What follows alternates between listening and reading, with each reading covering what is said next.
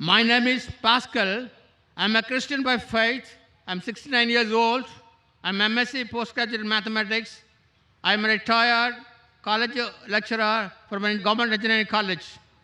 Now, you quoted from the Acts of the Apostles what Peter addressed to the people. Now, the same Peter says in John 6, chapter 67, 68, 69, then Jesus said to the 12, do you also want to go away? Then Simon Peter answered unto him, Lord, to whom shall we go? You have the words of eternal life. Also, we have come to believe and know that you are the Christ, the Son of the living God. Then Christ said, blessed art thou, Simon Bar-Jonah. It is not flesh and blood that hath revealed it to you, but my Father himself who is in heaven. Now, to your question, I answered this question.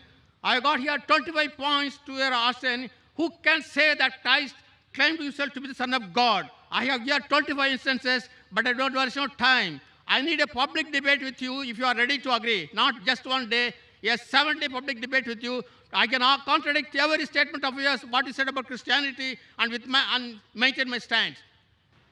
Pastor, my dear pastor.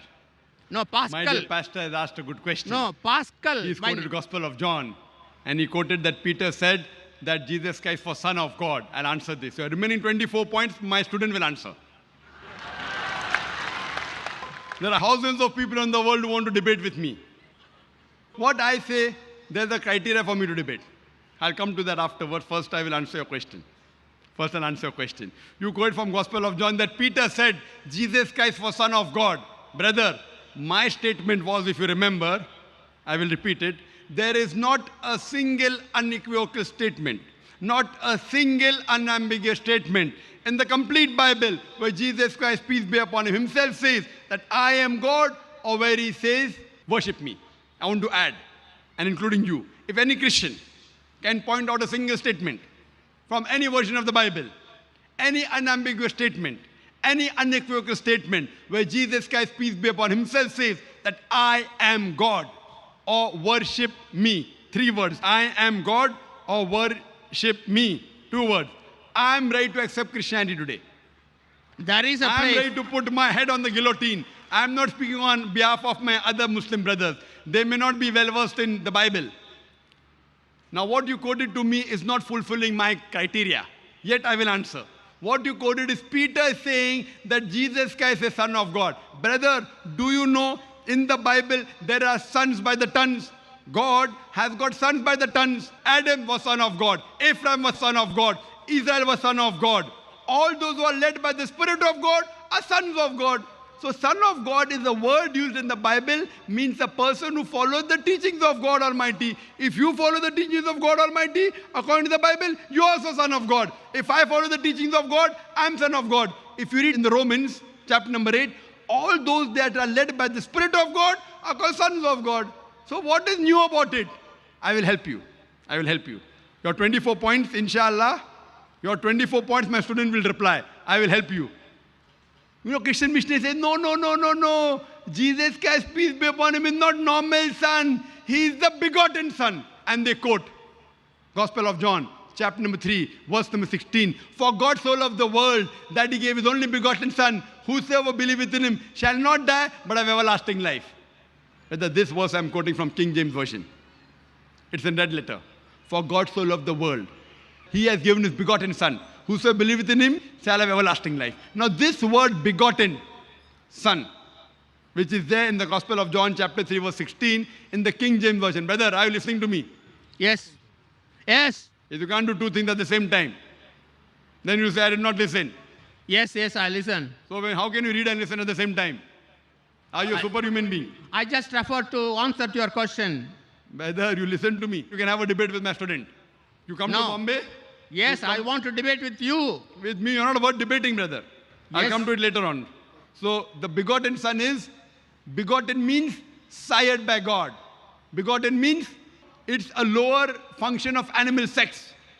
It's an insult to Almighty God. So that's the reason in the Revised Standard Version, revised by 32 scholars of the highest eminence, backed by 50 different corporate and Christian denominations, they said that this word begotten in Gospel of John chapter 3 verse number 16 was the interpolation, was a concoction, was a fabrication, and they threw it out of the Bible. Who? Not Muslims, not Hindus, Thaidu scholars of the highest eminence, backed by 50 different corporate denominations in the Revised Standard Version of the Bible, RSV.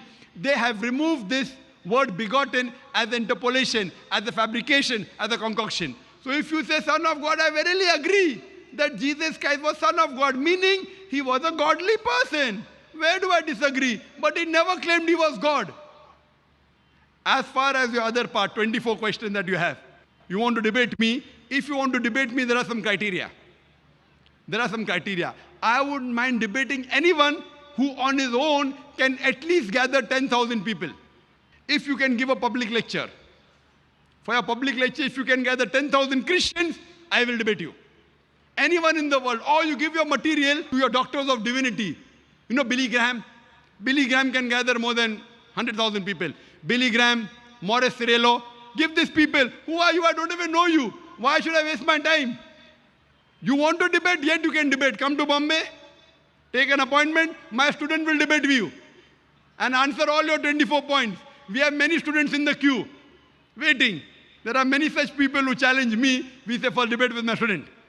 If anyone wants to debate me, when by God's grace, alhamdulillah, I can gather 100,000 people, 200,000 people, 300,000 people individually for my talk, at least the person debating me should have a stature of getting at least 10,000 people. If you cannot gather 10,000 people, it's a waste of my time. Why should I make you famous? Yet, you can have a debate with my student. Many people are there. You know the students of our school also, inshallah. You are 69 years old, no problem. My young students will debate you. Fine? Tell me when you are coming. You can come there, hire the hall, you pay for the thing, fine? If you are someone great, we'll pay for you. If you can't gather 10,000 people, you come there, arrange for a hall, call my student for a debate, we'll have a debate. If you want to tell the date, you can announce now only. Which date are you coming to Bombay, brother? Pastor, which date are you coming to Bombay? Tell me. I have to gather the audience, then I'll tell you. No audience. You coming alone, no problem. When 10,000 people, then you debate with me. First, at least debate with my student. Your gathering audience will take you a lifetime. I don't know how long will you live. So what I want you to do... I want to answer your questions, not my questions, my student will answer. My students are well-versed, Pastor. No. They cannot... When can you come to Bombay? Most welcome. Give a time. I will arrange my student to debate you. If you cannot debate my student, and you cannot gather 10,000 people, so why should I waste my time? What you can do is ask a question. You asked a question, I gave the reply. Now you can go behind the queue for your next question. Behind the queue. Yes, brother.